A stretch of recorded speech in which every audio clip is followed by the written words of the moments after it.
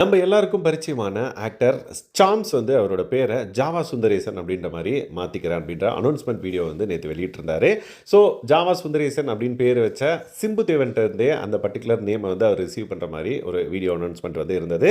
So Java புக்கை வந்து கொடுத்துட்டு என்ன ஃபஸ்ட் பேஜ் தவிர்த்து என்னால் வேறு எதுவும் படிக்க முடியல, இந்த ஜாவா புக்கை நீங்கள் வச்சுக்கோங்க, அந்த ஜாவா சுந்தரேசன்ற பேர் எனக்கு கொடுங்க அப்படின்ற மாதிரி சிம்பு தேவன்ட்ட இருந்து அவர் அந்த நேமை வந்து வாங்கிக்கிறாரு. ஸோ சாம்ஸ் அப்படின்ற பேரை நான் வந்து ஜாவா சுந்தரேசன் அப்படின்ற மாதிரி மாற்றிக்கிறேன் அப்படின்ற மாதிரி அவர் வந்து தெளிவாக அந்த வீடியோவில் வந்து மென்ஷன் பண்ணியிருந்தார். எதுக்காக அப்படின்னா நிறைய பேர் என்ன சாம்ஸ்க்கு பதிலாக ஜாவா சுந்தரேசன் அப்படின்ற மாதிரி தான் கூப்பிட்றாங்க.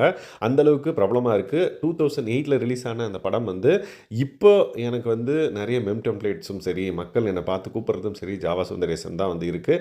அதனால் நான் ஜாவா சுந்தரேசன் மாற்றிக்கிறேன் அப்படின்ற மாதிரி சொல்லியிருந்தார். இது இவருக்கு வந்து 4வது பேர் அப்படின்னே சொல்லலாம். சுவாமிநாதன் அவரோட இயற்பெயர். அதுக்கப்புறம் வந்து சினிமா இண்டஸ்ட்ரிக்குள்ளே வர்றப்ப 2 பேர் வந்து சுவாமிநாதன் இருக்காங்க அப்படின்ற பட்சத்தில் சரி யூனிக்காக இருக்கணும்னு சொல்லிட்டு சாம்ஸ், சாமா அப்படின்ற மாதிரி நிறைய பேர்கள் வந்து அவர் மாற்றிருக்காரு. இப்போது ரொம்ப நாளுக்கு அப்புறம் வந்து எஸ் ஜாவா சுந்தரேசன் தான் ஆப்டாக இருக்கும், மக்கள் அப்படி தான் கூப்பிட்றாங்க, மக்கள் தீர்ப்பே மகேசன் தீர்ப்பு அப்படின்ற மாதிரி அந்த பேரை வந்து அவர் வந்து வச்சுருக்காரு. ஸோ இந்த மாதிரியான பேர் மாற்றம் வந்து இவருக்கு தானான்னு கேட்டிங்கன்னா நிறைய பேர் இதுக்கு முன்னாடி பண்ணியிருக்காங்க. முனிஷ்காந்த், அதுக்கப்புறம் பறவை முனியம்மா, இந்த மாதிரி நிறைய பேர் வந்து கேரக்டர் வந்து ஹிட் ஆகி அந்த பேரை வந்து மாற்றிருக்காங்க. ஸோ இதில் இவரும் ஒருத்தர் அப்படின்னே சொல்லலாம்.